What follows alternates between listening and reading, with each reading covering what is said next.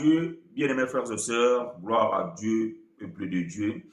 Nous vous souhaitons les bienvenus dans cette école de la grâce de Dieu.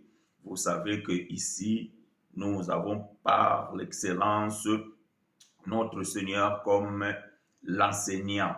Et nous sommes ses enfants et nous avons besoin d'apprendre, ainsi de croître dans la connaissance avec lui. Mais vous le savez, puisque Dieu, ne travaille pas seul, nous sommes les ouvriers avec lui. Donc, nous avons reçu le mandat de pouvoir transmettre, ainsi dit l'Éternel.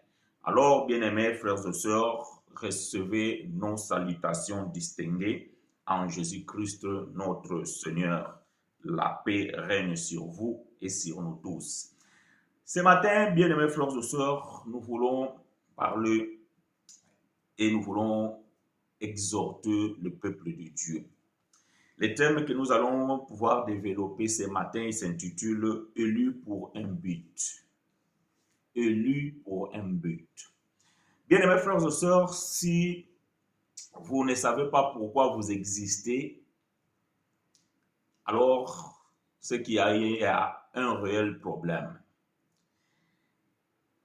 Si vous investissez sur quelque chose et que vous ne savez pas pourquoi, c'est que vous avez un grand problème.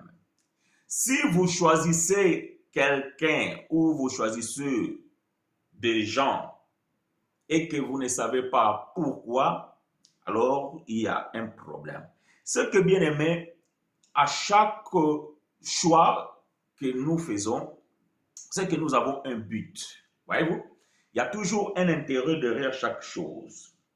Alors, le pourquoi. Pourquoi tu as choisi X et tu n'as pas choisi Y? Voyez-vous? Donc, derrière un choix, il y a un but. Ce que nous attendons de cela, une chose. Lorsque nous choisissons un homme pour nous diriger, un président, un roi, un prince, que sais-je, c'est que nous attendons de lui quelque chose de retour. Alors, ce matin, nous n'allons pas parler de choix d'homme, non. Mais nous allons parler le pourquoi du choix de Dieu. Voyez-vous? Est-ce que Dieu t'a choisi juste pour que tu sois toi tel que tu es? Est-ce que Dieu t'a choisi pour que tu sois tout simplement comme un pion sur la terre? Voyez-vous? Donc, c'est de ça qu'il s'agit. Alors, bien-aimés frères et sœurs, nous n'allons pas nous tarder là-dessus. Alors, nous allons prendre les Écritures. Dans le livre de Deutéronome, au chapitre 7, nous sommes dans l'Ancienne Alliance, le livre de bien-aimé frère Moïse, le grand prophète, si nous pouvons le qualifier de telle manière. Donc, dans son 5e livre, au chapitre 7, et nous allons lire du verset 6 au 9e verset. Donc, j'ai dit, bien-aimé frère Moïse, dans son 5e livre, donc Deutéronome chapitre 7, Deutéronome chapitre 7, nous allons lire à partir de verset 6 jusqu'au verset 9. Deutéronome, le 5e livre des bien-aimés frères Moïse, donc dans son 7e chapitre, et nous allons pouvoir lire du 6e jusqu'au 9e verset. Alors, bien-aimés, je vais lire pour vous et avec vous. Vous le savez qu'à chaque fois que vous nous suivez, vous devez vous doter de vos Bibles. Donc, vous devez avoir vos Bibles afin de pouvoir accompagner avec nous, bien-aimés, la lecture. Cela est très important. Alors, je lis pour vous et avec vous. Car tu es un peuple saint pour l'Éternel. Ton Dieu, l'Éternel, ton Dieu, t'a choisi pour que tu fasses un peuple qui lui appartient entre tout le peuple qui sont sur la face de la terre. Verset 7. Ce n'est point parce que vous surpassez en nombre tout le peuple que l'Éternel s'est attaché à vous et qu'il vous a choisi, car vous êtes le moindre de tout le peuple. Mais Parce que l'Éternel vous aime, j'aime ça. Parce qu'il a voulu tenir les serments qu'il avait fait à vos pères, l'Éternel vous a fait sortir par sa main puissante, vous a délivré de la maison de servitude, de la main de Pharaon, roi d'Égypte. Sache donc que c'est l'Éternel ton Dieu qui est Dieu. C'est Dieu fidèle garde son alliance et sa miséricorde jusqu'à la 1000e génération envers ceux qui l'aiment et qui observent ses commandements. Que l'Éternel apporte l'explication à sa parole. Vous êtes bienvenus dans cette école de la grâce de Dieu. À travers, bien-aimés, ces reçus de bien-aimé frère Moïse, nous voulons, bien-aimés, comprendre comment est-ce que Dieu agit. Et pour quel but Dieu fait un choix. Voyez-vous? Alors que sur la face de la terre, il y avait beaucoup de peuples.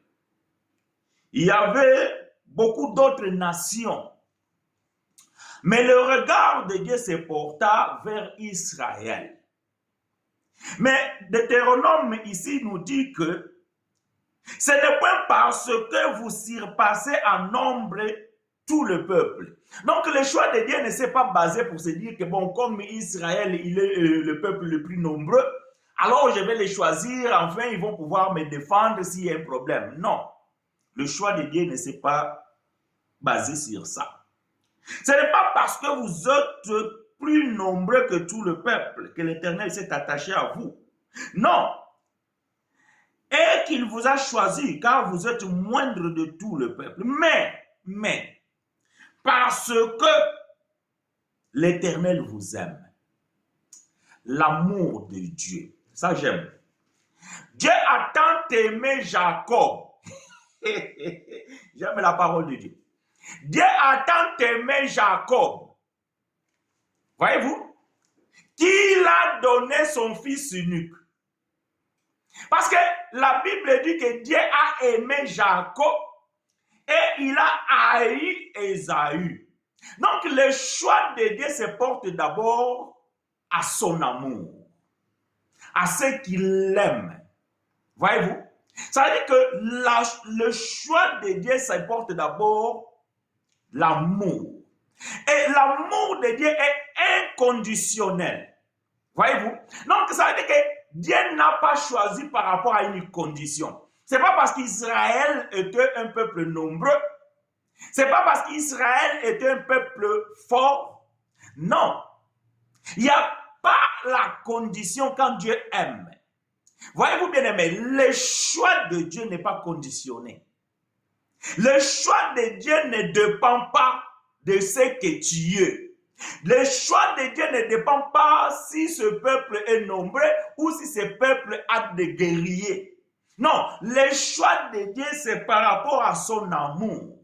Alors, nous avons posé la question à un frère. Ce frère, c'est le frère Ésaü. Nous avons posé la question à frère Ésaü pour lui dire ceci. Frère Ésaü, qu'as-tu fait afin que Dieu t'haïsse? Ah, j'aime ça. Nous avons posé la question à ses frères. Qu'as-tu fait afin que Dieu t'haïsse? Frère Ésaü, il a dit, je n'ai rien fait. C'est la souveraineté de Dieu. C'est son choix. Voyez-vous bien aimé, c'est son choix. Donc, le frère Ésaü nous a répondu que dans cette histoire, il est innocent. Ce n'est pas parce que Ésaü était mauvais. Non, ce n'est pas parce que Ésaü avait mauvais caractère. Parce que Paul va dire dans Romains 9 que avant même que ses enfants ils naissent, ça veut dire que avant même qu'ils sortent au monde, avant qu'ils puissent avoir conscience, avant même de pouvoir comprendre le bien et le mal, Dieu avait déjà fait un choix. Et dans le choix de Dieu, il avait déjà délaissé Ésaü pour choisir Jacob. C'est qu'il n'y avait pas de conditions. Cela, bien aimé, montre que même quand vous allez lire la Bible, vous allez comprendre que s'il y avait un homme à choisir, c'était Isaïe. Parce que Jacob, par son nom, déjà disait que c'est un usurpateur. C'est un tricheur. Mais le choix de Dieu ne s'est pas basé sur ça. Le choix de Dieu s'est basé par rapport à son amour. C'est-à-dire qu'avant même que Jacob vienne, Dieu l'aima. Bien aimé, je ne sais pas si vous me comprenez. Je veux vraiment que vous me suivez parce que vous allez pouvoir comprendre quel est le but du choix de Dieu par rapport à ta vie. Alors, le choix de Dieu s'est basé sur son amour. Alors, Deutéronome ici nous dit que, mais parce que l'Éternel vous a aimé, parce qu'il a voulu tenir le serment qu'il avait fait à vos pères. Voyez-vous, Dieu ne ment pas. Dieu ne se répand pas de ce don. Donc, Dieu, lorsqu'il décide à faire quelque chose, il n'y a personne qui peut le changer d'avis. Même pas ton père. Vous savez, aujourd'hui, nous voyons des parents qui délaissent leurs enfants parce que l'enfant est voleur. Il y a des parents aujourd'hui qui réunissent leur progéniture parce que leurs progénitures sont nés handicapés. Il y a aujourd'hui des maris qui ont abandonné des femmes parce que la femme a accouché un enfant infirme. Il y a aujourd'hui des parents qui ont abandonné des enfants parce que les enfants sont des drogués. Voyez-vous? Mais avec Dieu n'est pas cela. Dieu, en fait, Dieu, il est un Dieu fidèle à lui-même. Voyez-vous? Dieu, il est fidèle à lui-même. Donc, le serment que Dieu fait, il doit l'observer. Donc, il ne voit pas ton état. Il ne regarde pas ta situation. Il ne regarde pas quel est ton caractère. Non, le choix de Dieu, c'est d'abord par rapport à son amour. Voilà pourquoi l'amour de Dieu est inconditionnel. Et cet amour, bien aimé, aucun homme ne peut l'avoir. Parce que nous avons toujours un intérêt lorsque nous aimons. Ça, personne ne peut me dire le contraire. Ah oui, ça, je vous l'ai dit. Personne ne peut me dire le contraire. Nous avons toujours un intérêt lorsque nous faisons un choix.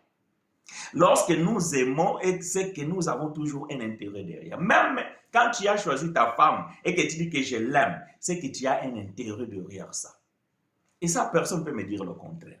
Mais le choix de Dieu n'est pas conditionné à cela. Le choix de Dieu, c'est par rapport à son amour. Et il a fait le serment à ce père. Ça veut dire qu'Abraham, Isaac et Jacob. L'Éternel vous a fait sortir par sa main puissante, vous a délivré de la maison de servitude. Voyez-vous, à cause de l'amour qu'il a envers son peuple, il ne les a pas délaissés. Bien que ce peuple se trouvait dans la servitude, mais Dieu s'est souvenu de son amour. Dieu s'est souvenu des serments qu'il avait fait à Abraham. Il avait dit à Abraham quoi? Il avait dit que ta descendance sera assujettie pendant 4 générations. Mais cependant, à la 4e génération, l'Éternel, moi, je viendrai visiter mon peuple. Voyez-vous que la promesse de Dieu ne tarit point. L'amour de Dieu fait que l'Éternel ne peut pas oublier son choix. L'Éternel ne peut pas oublier celui dont il a choisi. Parce que le serment de Dieu, il est fait sur lui-même. J'aime ça. Dieu a fait le serment par rapport à lui-même. Pas par rapport à ta maman, ni par rapport à ton père. Parce que si le choix de Dieu s'est basé par rapport à tes parents, je pense que tu serais un malheureux. Parce que je ne suis pas sûr que tes parents ils étaient dignes du choix de Dieu. Mais non, Dieu, il a fait le serment envers lui-même.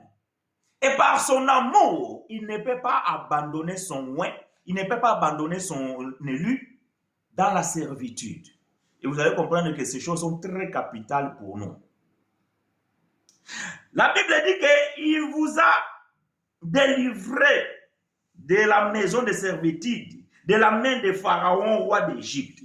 Sache donc que c'est l'Éternel ton Dieu qui est Dieu. Sache donc que c'est l'Éternel ton Dieu qui est Dieu. Parce que, bien aimé, dans ce monde-là où nous vivons, il y a plusieurs dieux. Mais le véritable Dieu que Moïse a présenté à son peuple, il dit que c'est l'Éternel ton Dieu qui est Dieu. Donc les autres dieux dont vous courez après ne sont pas des dieux. Du moins, ne sont pas des dieux éternels.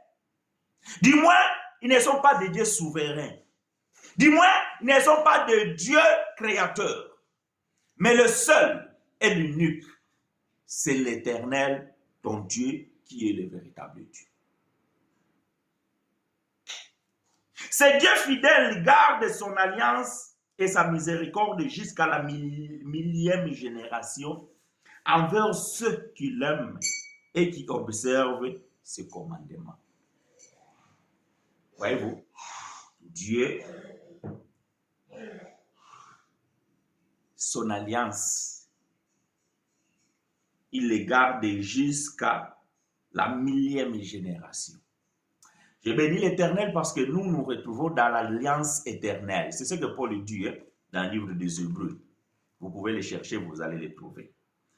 Dans le livre des Hébreux, Paul dit que nous sommes dans l'alliance éternelle. Alors que l'alliance que Dieu avait fait avec Jacob, avec Abraham, ou bien l'alliance que Dieu avait fait avec Israël, devait juste perdurer jusqu'à la millième génération. Voilà pourquoi cette alliance devait prendre fin, pour pouvoir laisser la place à la nouvelle alliance, que cette alliance, elle est éternelle.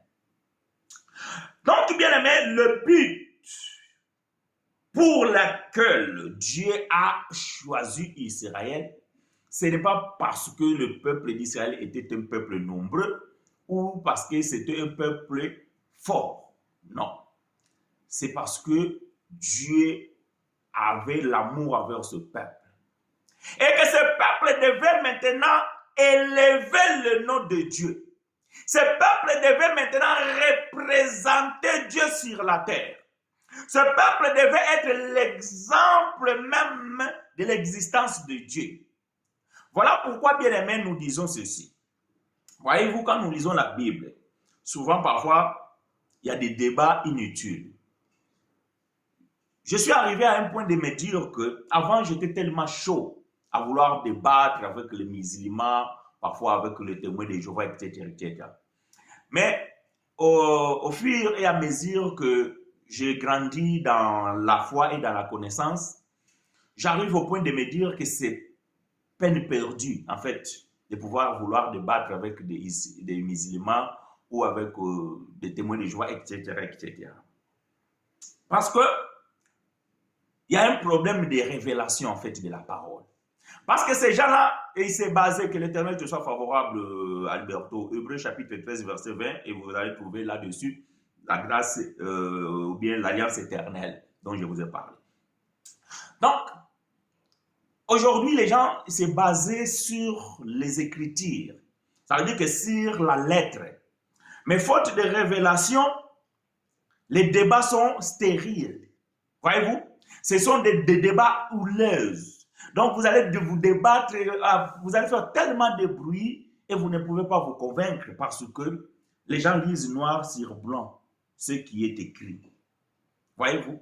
Ce qui est écrit là, ils lisent ça noir sur blanc.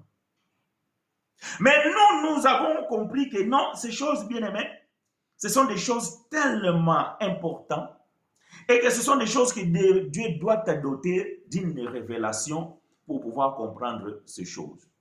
C'est ainsi que, bien aimé, certains débats, nous voyons que cela n'a pas lieu d'être parce que cela n'a pas d'importance. Quand Dieu fait un choix, le choix de Dieu ne se porte pas à la personne ou même à ce que tu es. Mais Dieu, il t'a choisi, ou bien il a choisi un homme ou bien une femme, C'est que tu dois porter, tu dois te représenter, tu dois en fait être comme les symboles de Dieu même.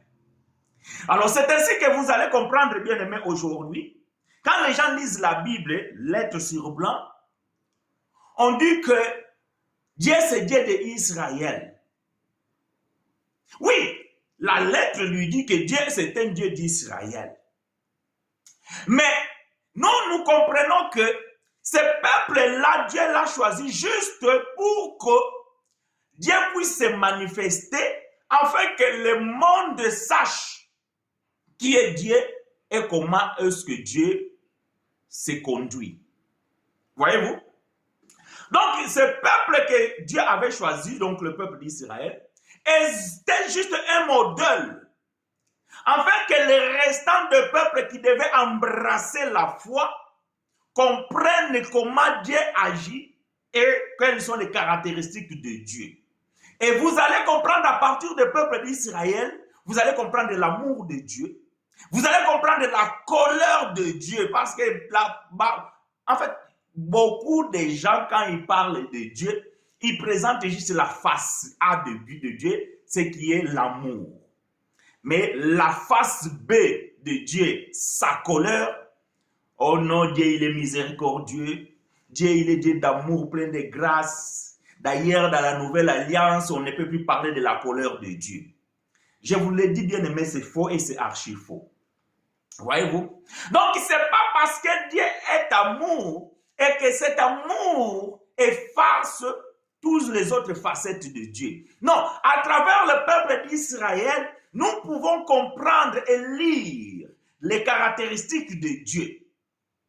Voyez-vous, vous allez comprendre que dans le peuple d'Israël, Dieu manifesta sa miséricorde. Dieu manifesta son amour. Dieu manifesta même la grâce à ce peuple. Je ne parle pas le temps de la grâce, je parle de la grâce. Donc Dieu manifesta même la grâce à ce peuple. Dieu manifesta aussi sa colère. Voyez-vous? Dieu manifesta aussi sa colère. Donc le peuple choisi était un peuple qui devait être exemple même de ce que nous devons aussi être. Ce peuple choisi était un exemple de ce que les autres nations qui devaient aussi embrasser la foi devaient y être. Donc voilà, bien aimé, que nous comprenons à partir d'Israël. Dieu, il a choisi ce peuple et il a donné les exigences. Ne perdez pas de vue ce point. Dieu, il a choisi ce peuple et Dieu, il a aussi manifesté ses exigences. Ce que le peuple devait faire et ce que le peuple ne devait pas faire. Et c'est alors que Dieu, il a fait quoi? Il va donner à ce peuple la doctrine. Ça veut dire que la loi, l'enseignement. Voyez-vous, parce que le mot doctrine veut dire tout simplement l'enseignement. On a déjà parlé de ces choses. Dieu va donner maintenant l'enseignement à ce peuple. Il va leur donner la loi.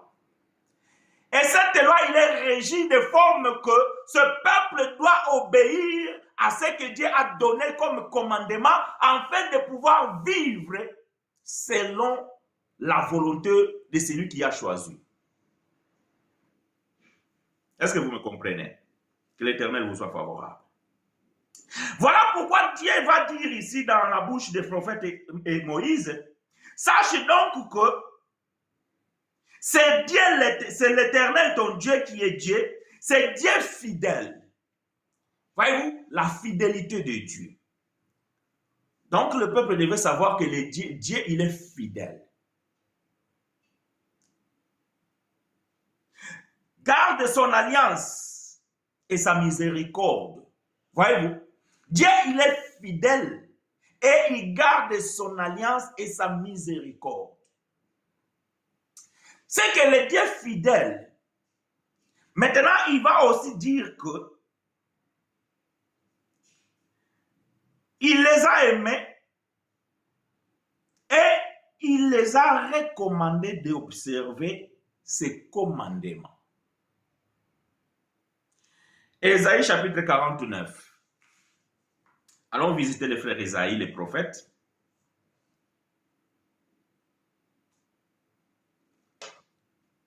Ésaïe 49, versets 5 à 6. Que l'Éternel vous soit favorable, bien-aimés frères et sœurs. Ésaïe 49, versets 5 à 6. Je lis pour vous et avec vous. Maintenant, l'Éternel parle, lui qui m'a formé dès ma naissance pour être son serviteur, pour ramener à lui Jacob et Israël encore dispersé, car je suis honoré aux yeux de l'Éternel et mon Dieu est ma force. Il dit, se peut que tu sois mon serviteur pour relever les tribus de Jacob et pour ramener les restes d'Israël.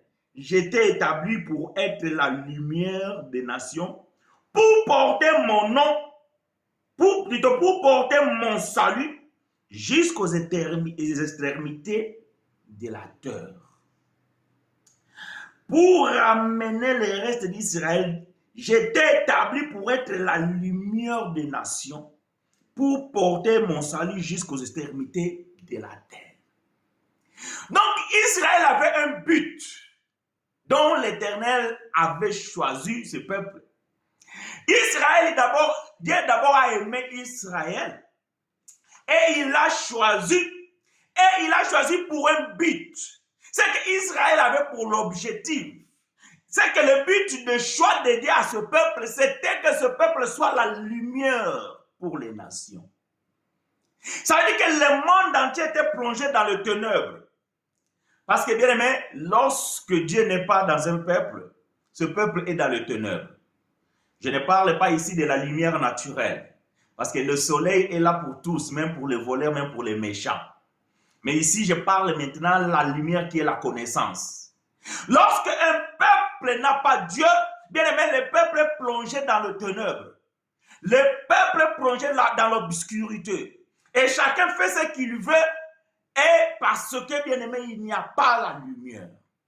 Alors, Dieu a préparé le peuple d'Israël afin qu'il soit la lumière parmi d'autres nations. Ça veut dire que quand on était dans l'obscurité, on voyait une lumière, on comprenait que là, il y a Dieu. Ça veut dire que quand Israël marchait, les gens comprenaient que là, il y a un peuple choisi. Voilà pourquoi même la Bible dit que lorsque Dieu conduisait le peuple d'Israël, la nuit Dieu était comme une colonne de feu. Attention, parce que souvent les gens prennent ça au pied de la lettre. Ils pensaient que non, il y avait une colonne comme... Ça veut dire que ce peuple était une lumière. Voyez-vous, quand ce peuple marchait, même la nuit, guidé par les ailes de l'aigle, ils ne pouvaient pas se perdre. Parce que ils avaient la lumière. Eux-mêmes, ils étaient la lumière. Voilà pourquoi le psalmiste va dire que ta parole est une lampe à mes pieds. Et il m'aide à marcher afin de ne pas me perdre. Donc, la lumière, bien aimée, permet à un peuple d'être visible. Voilà pourquoi Jésus va pouvoir dire qu'on ne cache pas la lumière sous une table. Mais on les met sur une montagne pour qu'il soit vu de tous.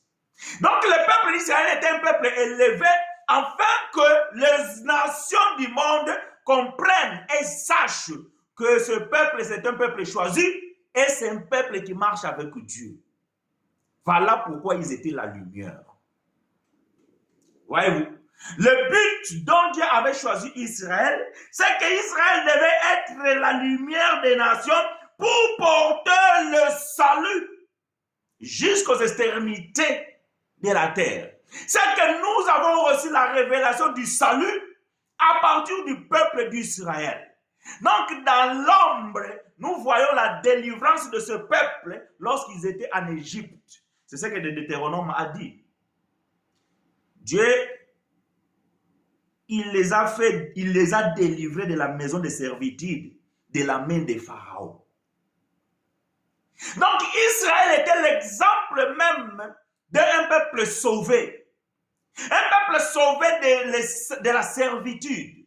Un peuple sauvé de l'esclavage.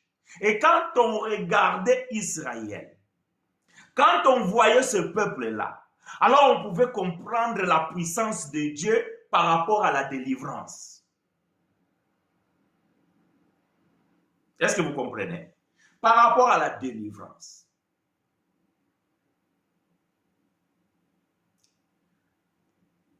Élu pour un but. Voyez-vous? Élu pour un but. Maintenant, bien-aimés, rentrons dans le concret. Dieu nous a élus. Mais pourquoi est-ce que Dieu nous a élus? Juste parce que Dieu est amour, parce que son amour est inconditionnel. Maintenant qu'il nous a élus, c'est bon, nous pouvons faire ce que nous voulons ou bien nous pouvons rester inactifs parce que Dieu nous aime et que Dieu nous a aimés et que Dieu nous a élus. Cela suffit? Non. Voyez-vous, bien-aimés, aujourd'hui, au milieu de nous, il y a une confusion. Permettez-moi que je puisse mettre les choses au clair. À ceux-là qui se revendiquent être dans la grâce aujourd'hui, à ceux-là qui se revendiquent connaître la nouvelle alliance aujourd'hui, nous trouvons aujourd'hui beaucoup d'amalgames. Ça veut dire qu'aujourd'hui, les gens ne comprennent pas, en fait, pourquoi est-ce que Dieu les a élus. Voyez-vous, ne comprennent pas pourquoi Dieu les a élus. Et j'ai fait un constat, ça c'est moi, donc n'attribuez pas ça à Paul, ni à Jésus, ni à personne d'autre. Ça c'est frère chinois, c'est mon constat. J'ai fait un constat que l'évangile de la grâce révèle le paganisme d'un homme. Je vais m'exprimer. Voilà, il faut que j'explique. Vous savez, quand les gens sont dans la religion, la plupart du temps, ils sont assidus. Vous allez les voir, il est tout le temps dans le culte, il est tout le temps dans la répétition du choral, il est tout le temps dans toutes les activités, il est fidèle aux jeûnes et prières, à la retraite, à la montagne, il est toujours là. Et il fait tout parce que il a peur d'aller en enfer. Suivez-moi attentivement. Parce qu'il a peur d'aller en enfer. Parce qu'on l'a enseigné que si tu viens en Christ, en Jésus-Christ, si tu te fais baptiser, tu deviens un enfant de Dieu. Maintenant, tu dois vivre religieusement. Ça veut dire tu dois respecter ça. Tu ne peux pas faire ça. Tu ne peux pas faire ça. Tu ne peux pas faire ça. Donc, les gens sont tellement devenus religieux et ils respectent tout. Parce que s'il faille, c'est l'enfer qui l'attend. S'il faille, il va perdre le salut. Alors les gens, ils respectent tout à la lettre. Ils respectent même la doctrine de leur religion ou bien de leur dénomination à la lettre. Les jours où ils ont reçu l'évangile de la grâce, ils ont compris que la religion les a menti. Ils ont compris que le diable n'a aucun pouvoir d'amener qui que ce soit en enfer. Ils ont compris que l'enfer, c'est le séjour des morts ou bien le cimetière. Ils ont compris que Dieu nous a déjà choisi inconditionnellement de ce que nous pouvons pratiquer dans l'église ou pas.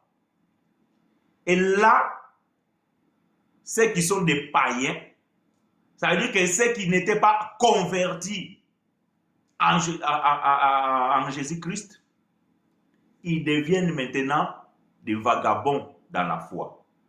Je vais m'exprimer. C'est que j'ai compris que l'évangile de la grâce révèle même l'état d'un homme.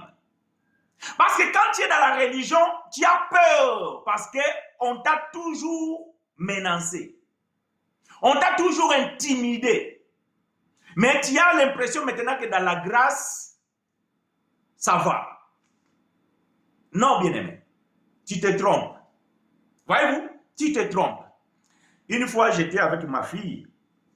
Elle m'a montré, elle a dit, papa, regarde cette sœur. Elle parle bien de l'évangile, elle parle bien des choses de Dieu. Et il défend même que non, sa façon d'être n'a rien à voir avec la foi. Alors, ma fille m'a montré la vidéo. Et la sœur, elle défendait les tatouages. Je ne suis pas contre ces choses, qu'on soit clair. Je suis en train tout simplement de donner un exemple. Je ne suis pas contre ni pour ces choses. La sœur, il s'est dit que non, on ne peut pas les juger par rapport aux tatouages qui sont dans son corps, machin, tout ça, etc., etc. Pourquoi? Parce que dans la nouvelle alliance, donc tout m'est permis, mais tout n'est pas utile. Voilà le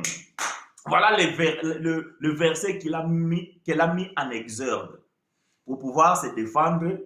Pourquoi elle est tatouée, tout ça là. Donc ça veut dire que tous les tatouages qu'il a mis ça, cela n'a rien à voir avec sa foi. Ok, on est d'accord. Mais vous ne pouvez pas aller prendre les expressions bibliques pour pouvoir vous défendre parce que vous faites quelque chose. Mais quand vous prenez la parole, tout m'est permis, mais tout n'est pas utile. Mais pourquoi vous avez pris juste la première partie? Parce que tout m'est permis. Ok. Tu peux faire tout ce que tu veux. Maintenant, la deuxième partie, tout n'est pas utile. Vous savez quelle est la portée de cette écriture? Tout n'est pas utile. Ce qui n'est pas utile, c'est quoi alors? À vous de répondre. Ce qui n'est pas utile, c'est quoi? Répondez-moi, je veux savoir quelles sont vos opinions. N'ayez pas crainte, vous êtes libre de répondre. Et vous êtes aussi libre de ne pas répondre. Tout m'est permis, mais tout n'est pas utile. J'ai parlé à un frère, il m'a dit, frère, est-ce que un homme qui tresse le cheveu, est-ce que c'est un problème? J'ai dit, pourquoi veux-tu que cela soit un problème? Mais je pose juste une question. Quelle est l'intention de pouvoir tresser les cheveux? Quelle est l'intention de pouvoir tresser les cheveux? Tu veux ressembler à qui quand tu tresses tes cheveux? J'ai dit, vous ne lisez pas dans la Bible que Paul dit les inféminés. Vous savez qu'est-ce que cela veut dire? Les inféminés. Tout homme qui veut se faire voir comme une femme, parce qu'elle la tresse. Tout d'abord, vous ne pouvez pas le dire que c'est les hommes qui ont commencé à tresser. C'est les hommes. Et plutôt, c'est les femmes. Tout homme. Parce que maintenant, vous voyez les hommes qui mettent des rouges à lèvres. Il y a des hommes qui mettent des vernis. Il y a des hommes... Voilà. Donc, ça veut dire que, bien aimé, nous savons par rapport aux cultures de chacun de nous, comment un homme doit s'habiller, comment une femme doit s'habiller. Voyez-vous, culturellement, nous savons, dans nos coutumes ou bien dans nos traditions, comment est-ce qu'un homme doit s'habiller et comment est-ce qu'une femme doit s'habiller. Comment est-ce qu'une femme doit y être et comment un homme doit y être. On le sait. Par exemple, si vous allez chez les Écossais, vous allez voir que les Écossais là-bas, les hommes portent la jupe. Ça, c'est dans leur culture. Vous ne pouvez pas aller dire aux Écossais que vous avez porté l'habit d'une femme. Non, parce que la jupe, c'est un habit pour l'homme en Écosse. Si vous allez chez les autochtones dans nos pays d'Afrique, chez les autochtones, vous allez voir des papas qui portent des pagnes. Voyez-vous, ils roulent comme ça. Par exemple, si vous allez chez les Touaregs ou bien Afrique subsaharienne, vous allez voir des papas qui portent les pagnes. Ils les mettent comme ça. Mais si vous allez, par exemple, chez nous, dans l'Afrique centrale et compagnie, vous allez comprendre que c'est les mamans, c'est les femmes qui portent les pagnes, pas les hommes. Donc, ça veut dire par rapport à nos cultures, nous pouvons comprendre que ça, cet acte-là. Voilà. Maintenant, quand toi tu dis que voilà, moi je peux mettre les boucles des oreilles. Est-ce que dans la culture dont toi tu es grandi, les boucles d'oreilles, c'est pour des femmes ou pour des hommes? C'est ce qu'on appelle l'inféminé. C'est-à-dire que quand un homme veut s'accaparer d'une image féminine, Paul défend ça dans la Bible. Maintenant, si tout est permis et tout n'est pas utile, c'est que ce qui n'est pas utile, c'est qui n'a pas d'intérêt. Quel est l'intérêt derrière cela? Donc, on ne peut pas défendre quelque chose que toi tu as fait en cherchant la parole de Dieu ou bien en cherchant une écriture dans la Bible qui va tordre de sens pour défendre ta bêtise. Assume ta bêtise autrement, mais ne te réfugie pas dans les Écritures pour aller dire que tout m'est permis, mais tout n'est pas utile. Fumer aussi, tu sais, n'est pas interdit dans la Bible. Fumer, ce n'est pas interdit dans la Bible. Mais comme ça te détruit, même l'état de ce monde, ils sont en train de taxer la cigarette parce que ça détruit les hommes. Ça détruit la santé. Maintenant, quand tu détruis le corps que Dieu t'a donné, quand tu salis, quand tu suis les temples du Saint-Esprit, cela devient un problème. Mais vous voulez voir dans la Bible que la cigarette est mauvaise. Non, la Bible ne vous dit pas que la cigarette est mauvaise. Mais le fait que la cigarette détruit ton corps, qui est le temple, censé être le temple, parce que je ne sais pas, parce qu'aujourd'hui, on ne peut plus savoir si celui-là, il est authentique ou pas authentique. Alors, laissez-nous peut-être nous dire avec des conditionnels. Ton corps qui est censé être le temple du Saint-Esprit, tu le détruis. Est-ce que est utile? Bon, puisque tout est permis. Ok, tu te permets de prendre la cigarette. Tu te permets de prendre la drogue. Tu te permets de prendre le cannabis. Parce que tout est permis. Maintenant, quand ça détruit ton corps, est-ce que cela est utile? Donc, cette partie, la deuxième partie de cette écriture, vous devez aussi le prendre en considération. Donc, voilà bien aimé le constat que j'ai fait que beaucoup aujourd'hui qui sont dans la grâce, ils pensent que la grâce donne le libertinage de se permettre de faire tout. Parce qu'ils ont compris que dans la religion, ils étaient des esclaves religieuses. Maintenant, ils sont délivrés de la religion. Ils veulent rentrer maintenant dans un esclavage sous, entre guillemets, une fausse grâce. Mais la grâce de Dieu ne vous enseigne pas ça. Quand vous lisez Paul dans le livre de Tite, il dit quoi? La grâce de Dieu, source de salut pour les hommes, nous enseigne.